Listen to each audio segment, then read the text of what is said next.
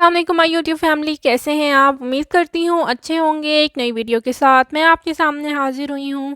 Video دیکھنے سے پہلے چینل کو سبسکرائب کر لیں اور بیل آئیکن کو پریس کرنا بالکل نہ بھولیں تاکہ آپ کو ہر نئی آنے والی ویڈیو کا نوٹیفیکیشن ٹائم پر ملتا رہے۔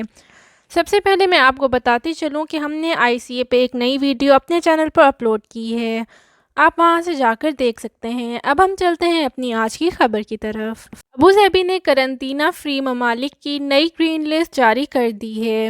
ان ممالک سے آنے والے افراد کو ابوظہبی میں قرنطینہ اختیار نہیں کرنا ہوگا۔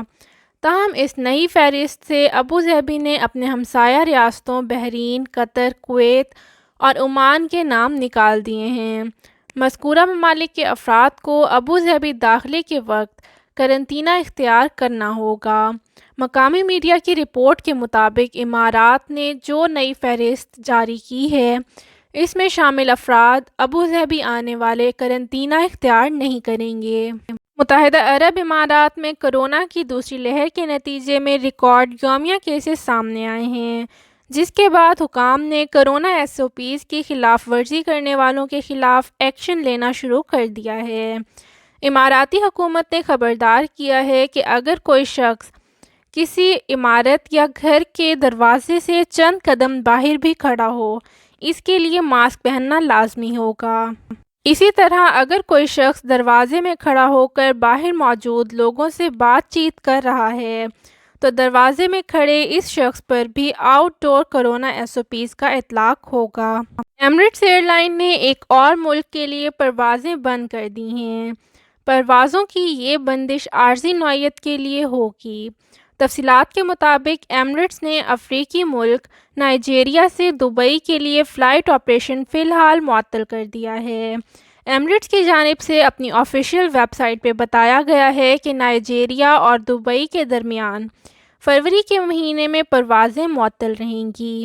امارات میں کرونا وائرس کے کیسز میں اضافے کے پیش نظر شارجہ انتظامیہ نے اسکولوں میں کلاسز 100% آن لائن لینے کی ہدایت جاری کر دی ہیں۔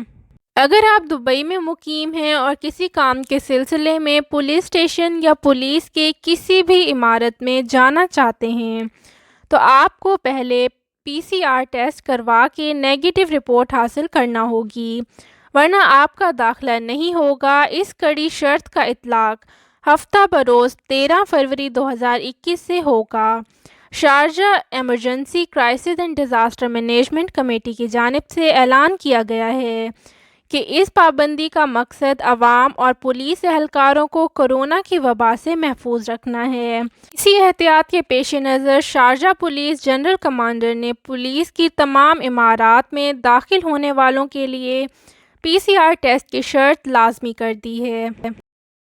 اگر ویڈیو اچھی لگی ہو تو لائک، شیئر اور سبسکرائب کرنا نہ بھولیں۔ آپ مجھے انسٹاگرام، فیس بک اور واٹس ایپ گروپ میں بھی جوائن کر سکتے ہیں، ان کی لنک ڈسکرپشن باکس میں موجود ہیں۔ ویڈیو کو مکمل دیکھنے کے لیے بہت بہت شکریہ۔